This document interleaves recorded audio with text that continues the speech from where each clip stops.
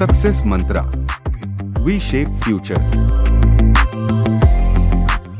So hello everyone, my name is Ravi Rathore. I welcome you in this session. प्यारे बच्चों, we are doing very seminal topic, one of the important topics which of English grammar, that is called tense.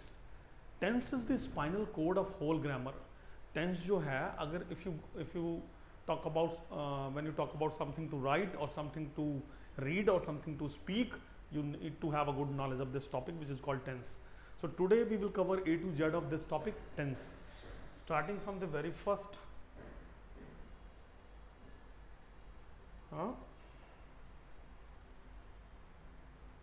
definition. What it says, the word tense comes from Latin language word tempus. Tense एक ऐसा word है जो Latin root word Tempest से लिया गया है. Temp का मतलब होता है time. This word tempus means time. If you find temp somewhere, sometimes it is related to time.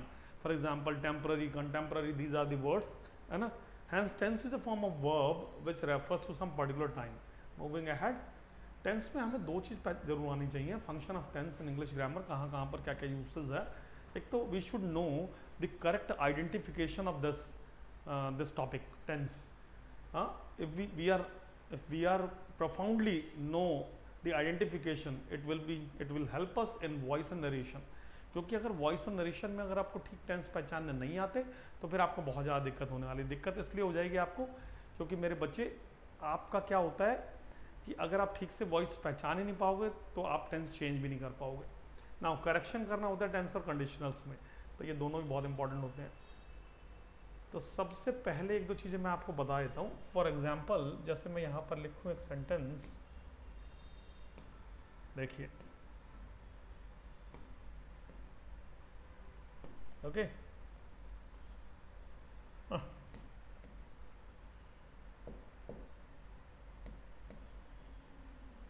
एक मिनट बच्चों.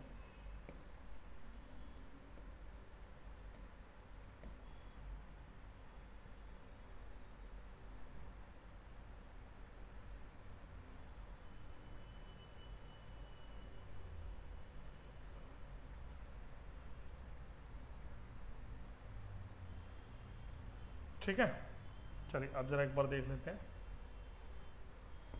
अब फॉर एग्जांपल अगर मैं यहाँ पर लिखूँ कि India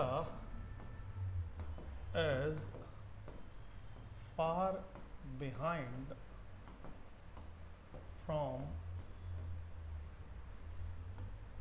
becoming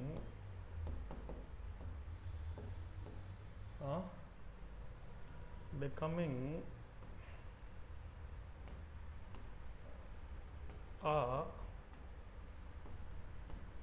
developed country. So he says India is far behind from becoming a developed country. Now what we need to do, we need to find out the tense of this sentence, the complete tense. It should not be present tense, past tense or future tense. You should write the complete tense. किस tense में लिखा हुआ है बच्चे? India is far behind from becoming a developed country. Though it has become the 5th largest economy, लेकिन फिर भी आपकी बार आपने देखा कि जो गवर्नमेंट है वो कॉलिशन गवर्नमेंट है, मिलीजुली सरकार है. So still they are far behind. Now what should be the correct tense here? अब बहुत सारे बच्चों को बहुत सारी कंफ्यूजन है. कुछ बच्चे इसको प्रेजेंट कॉन्टिन्यूस बोलेंगे, कुछ बच्चे प्रेजेंट टेंस बोलेंगे, कुछ बच्चे प्रेजेंट सिंपल बोलेंगे, कुछ पास्ट में चले जाएंगे. So it happens because of so many rule numbers we were taught.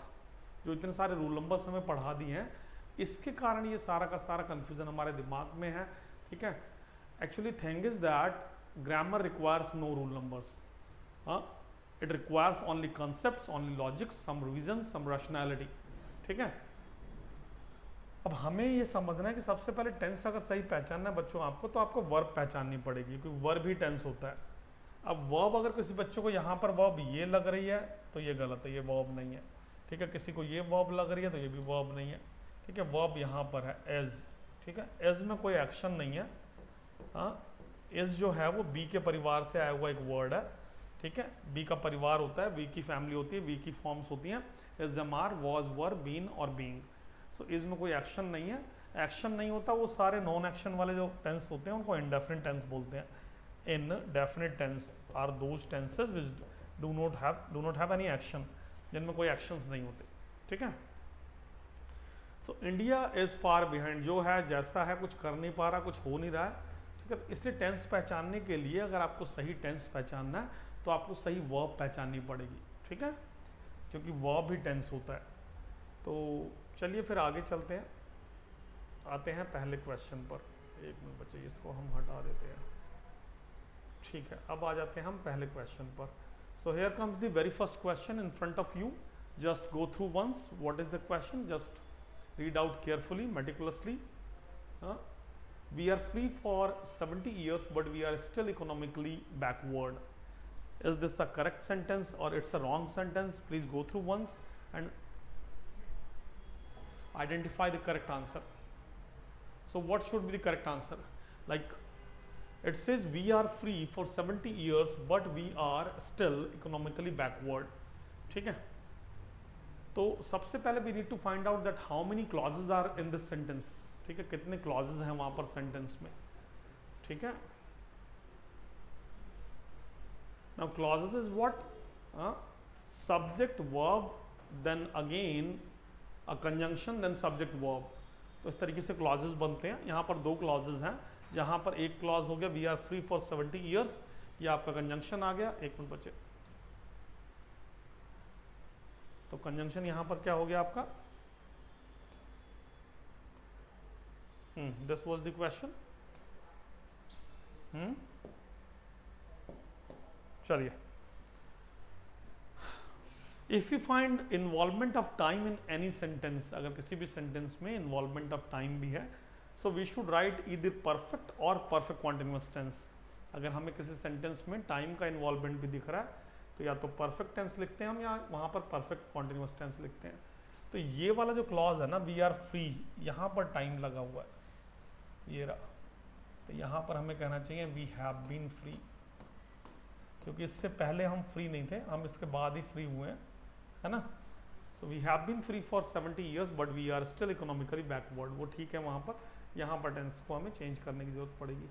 चलिए अब अगले वाले क्वेश्चन पर मूव कर लेते हैं। सब बच्चे एक बार ध्यान देंगे। Now question number 2,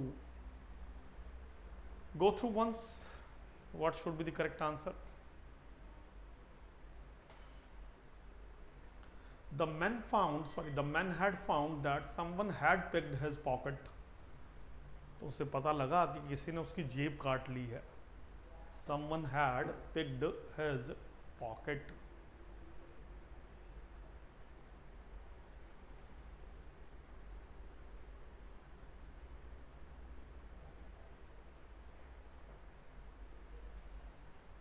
So the man had found that someone had picked his pocket.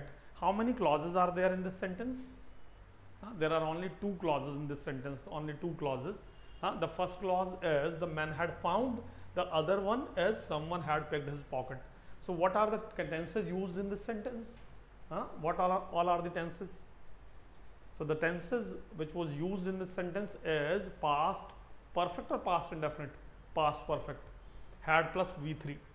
Had plus V3. So there is a difference between past indefinite and past perfect tense. Past indefinite, when you move present to past, you use past indefinite tense.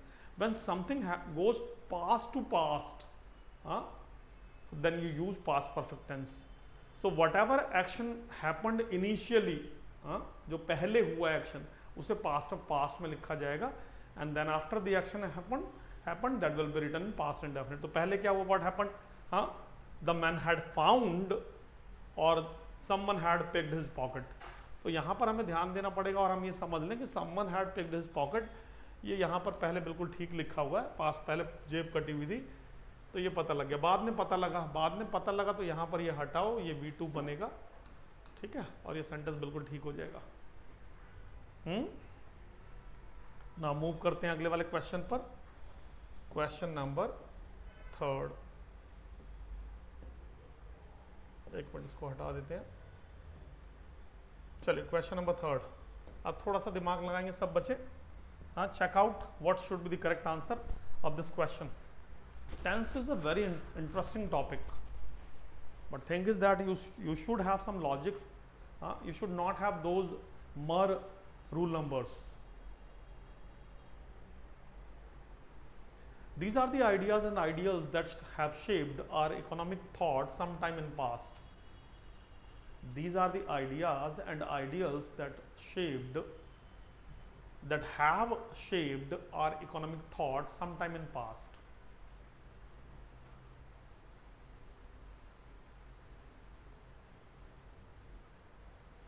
How many clauses? There are 2 clauses. These are the ideas and the ideals. This is present indefinite. Have shaped, this is present perfect.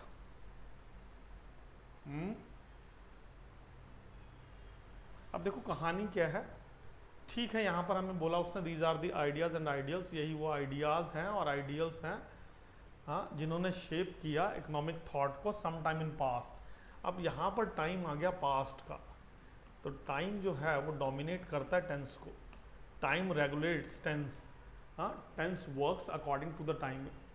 So time यहाँ पर past का है और tense हम present का perfect लगा रहे हैं. गलत. यहाँ पर हम सिंपल लिखेंगे शेप्ड.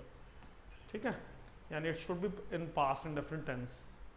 ठीक है, तो वो करेक्ट हो जाएगा यहाँ पर, क्योंकि टाइम पास्ट का है और अभी मैंने आपको समझाया था, आई हैव टोल्ड यू कि पास्ट में सिर्फ पास्ट इंडेफिनिट का इस्तेमाल करो. चलिए अगले क्वेश्चन पर आते हैं बच्चों.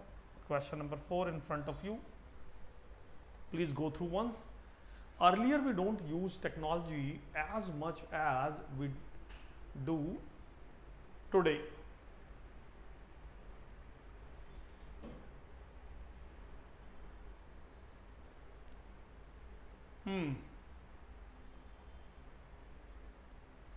सब बच्चे एक बार गो थ्रू करें. Earlier we don't use technology as much as we do today. If you just apply the last concept, the concept used in the last question, you will be easily able to solve this question. जो concept हमने अभी जो question number 3 में लगाया है, same concept का logic आप इसमें लगाओ and you will come out with the solution.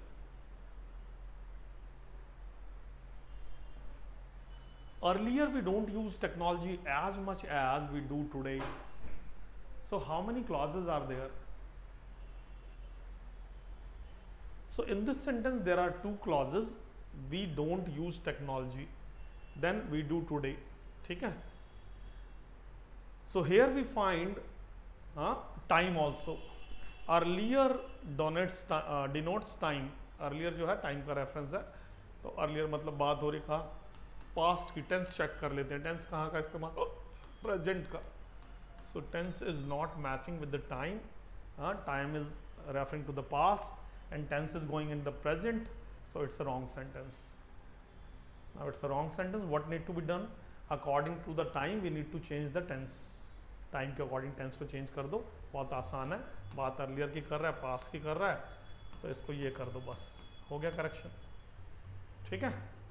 So earlier we do not नहीं, we did not, क्योंकि बात earlier की कर रहा है, पहले की कर रहा है. So हम पहले इतनी टेक्नोलॉजी का इस्तेमाल नहीं करते थे जितना कि हम अभी करते हैं. ठीक है. So this should be the correct answer. I hope you people are understanding. Jotting all the important notes. चलिए अब हम मूव करते हैं क्वेश्चन नंबर 5 की तरफ. So here comes the question number 5 in front of you. Go through once. It says, many of my friends wish to come here today, but none of them arrived yet. Many of my friends wished to come here today, but none of them arrived yet. So what happens, why we are not that much confident in grammar, that much we are in other subject? Why? Because we think कि जहाँ पर भी बोलने में हमें अजीब लग रहा है, मीनिंग कैसा दे रहा है ना. अब this concept doesn't apply with quant, with reasoning. वहाँ पर आपको कंसेप्ट लॉजिक चाहिए होता है, इसीलिए इंग्लिश में भी लॉजिक्स पकड़िए. सबसे पहले formula, this should be the formula that there are how many clauses are there. Many of my friends wish to come here today, conjunction, but then again none of them arrived yet. ठीक है, तो बहुत सारे मेरे friends ने wish किया था आने के लिए आज। हाँ, अब इसको ये मत समझना सर ये टुडे तो प्रेजेंट लिखा है या पास्ट में लिखा है, यहाँ गड़बड़ नहीं है। ठीक है, गड़बड़ कहाँ पर है थोड़ा देखते हैं, एक बार समझते हैं। देखो, many of my friends wish to come here, अच्छा ठीक है, विश किया था पहले, हाँ, आज आने के लिए, but none of them arrived yet. अब ये भी V2, this one is also V2 and this one is also V2, so the tense goes to past indefinite. This is the adverb of time yet, which means till now. Yet means what? Till now. Now till now का मतलब है कि बात हो रही है, time है कहाँ का? प्रेजेंट का।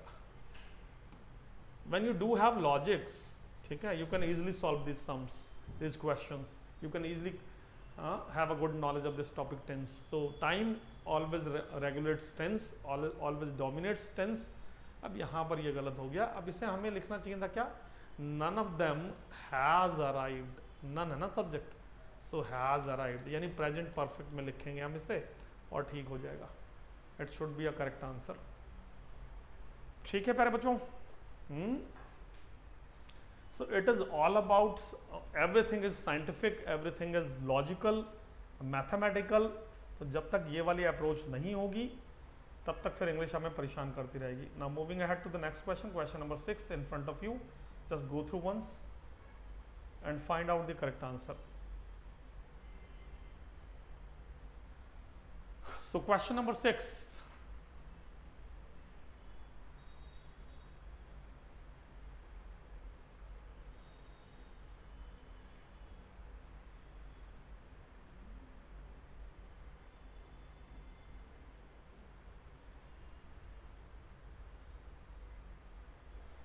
this is the first time that we see such an interesting movie. This is the first time that we see such an interesting movie. Now, अब थोड़ा सा ध्यान दो and try to solve out the question. So it says this is the first time. So this is एक minute बच्चों, ये हो गया आपका clause number 1. This is your first clause. ये हो गया आपका कंजंक्शन और ये आपका सेकंड वाला क्लॉज हो गया। ठीक है, टेंस का अगर हम देखें तो यहाँ पर वर्ब इज यानी प्रेजेंट इंडेफिनिट और यहाँ पर वर्ब सी यानी ये भी V1 है, तो this is also present indefinite. अब यहीं पर गड़बड़ हो रही है। This is the first time that we have seen, time का रेफरेंस है ना, तो परफेक्ट टेंस लिखो, वी हैव सीन। ठीक है, this is the first time that we have seen such an interesting movie. So this is the correct answer. Surely, I hope you people are enjoying this topic. We should move ahead to the next question. Now question number 7. चलिए, go through once everybody. पढ़िए question को एक बार, लगाइए दिमाग, that what should be the correct answer. Everybody.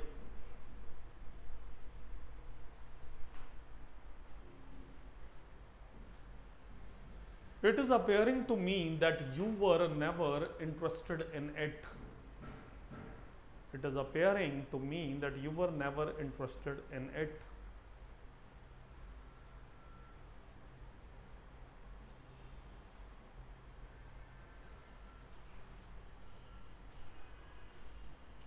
So in this question there are two clauses. The first one is it is appearing to me, then a conjunction that, then the second clause is you were never interested in it. So the first clause tense is in present indefinite, sorry, present continuous, is appearing, once a moment.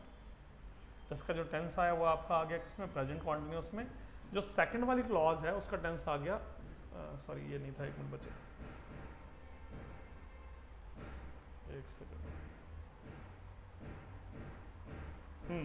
This was the question, this was the question. ठीक है, यही question था ना। So it is appearing to me, ये पहला clause है, और you were never interested in it, ये दूसरा क्लॉज है। ठीक है, अब ये चला जा रहा है आपका प्रेजेंट कॉन्टिन्यूस में और वो जा रहा है आपका पास्ट इंडेफिनिट में, वर वहां पर V2 है। ठीक है, हमें एक चीज़ समझनी है, अगर किसी सेंटेंस में एक्शन नहीं है, if there is no action, तो हम कभी भी कॉन्टिन्यूस टेंस नहीं लिख सकते। अगर एक्शन ही नहीं है तो फिर काम चल क्या रहा है वहाँ पर, we should not write the continuous tense, ये गलत हो गया। यहाँ पर हमें लिखना चाहिए इट अपेयर्स। दूसरा, अगर हम देखें तो अपेयर होने में कोई एक्शन नहीं करना पड़ता किसी को। सो ये जो अपेयर वर्ब है वो कभी भी कॉन्टिन्यूस टेंस में नहीं आती है, इंडेफिनिट टेंस की वर्ब है। इट अपेयर्स टू मी, ठीक है। चलिए अगले वाले क्वेश्चन पर चलते हैं। क्वेश्चन नंबर 8 पर आते हैं। अब ध्यान से बनाओ, तुम लोग कोशिश करो कि क्वेश्चंस कुछ तुम लोग भी बनाओ, okay. Just go through the whole question and find out the correct answer.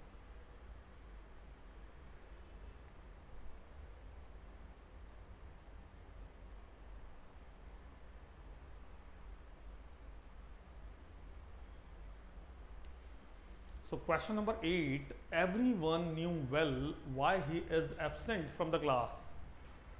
Everyone knew well why he is absent from the class.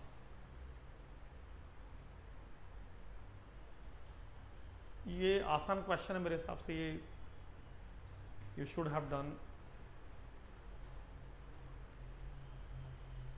देखो पढ़ने में ही हम इसको लॉजिक से समझ सकते हैं। एक में कह रहा है एवरी वन न्यू वेल, अच्छा न्यू मतलब क्या, V2, बात पास्ट की कर रहा है यहाँ पर, है ना, पास्ट इंडेफिनिट, और यहाँ पर कहाँ बैठा हुआ है, प्रेजेंट में। तो ऐसा कैसे हो सकता है, या तो ये बोले everyone knows well why he is absent, हर किसी को पता है वो एब्सेंट क्यों है, या फिर ये बोले everyone knew well why he was absent. तो या तो प्रेजेंट में रखो या फिर पास्ट में। ऐसा कैसे हो सकता है कि बात पास्ट की हो रही है और फिर उसका प्रेजेंट में। हाँ, everyone knew well why he was absent, हर किसी को मालूम था कि वो एब्सेंट क्यों था, ठीक है। Make sense. चलिए अब चल देते हैं नेक्स्ट वाले क्वेश्चन पर। क्वेश्चन नंबर 9 पर आते हैं बच्चों। चलिए question number 9 in front of you.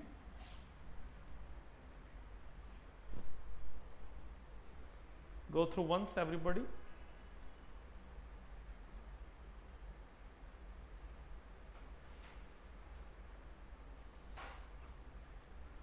So it says the men had started the journey again after the sun had risen.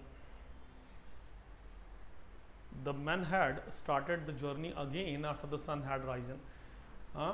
In question number 1 or perhaps in question number 2, we have already discussed this concept. हमने already discuss कर लिया, उस concept के according इसको बनाइए।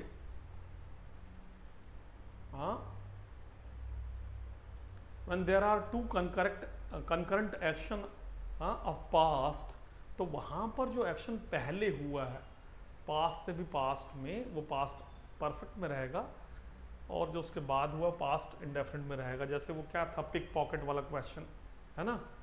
So the man had started the journey again, उसने अपनी journey दोबारा स्टार्ट की, कब, सनराइज होने के बाद। तो पहले क्या हुआ, पहले जर्नी स्टार्ट की या पहले सूरज उगा? सूरज उगने के बाद, तो इसका मतलब ये वाला काम पहले हुआ था, है ना। तो ये यहाँ पर टेंस बिल्कुल सही लिखा हुआ है, लेकिन इसमें ये हटाओ, बताया था ना एक V2 में लिखेंगे, तो ये करेक्शन हो गया। This is the correct sentence, the man started the journey again after the sun had risen. ठीक है, इस तरीके के क्वेश्चंस बहुत आते हैं पेपर में। चलिए, so I already told you with the tense जो है वो बहुत ही लॉजिकल होता है, बहुत ही रीजनेबल टॉपिक है। बस एक बार हमें चीज़ें समझ में हमारे दिमाग में अच्छे से बैठनी चाहिए। जितना अच्छा आपको कंसेप्ट क्लियर होगा उतनी चीज़ें आसान होंगी आपको। अब चलिए अगले क्वेश्चन पर आते हैं। Question number 10 in front of you. एक बार गो थ्रू करें, सब बच्चे अच्छे से पढ़ें।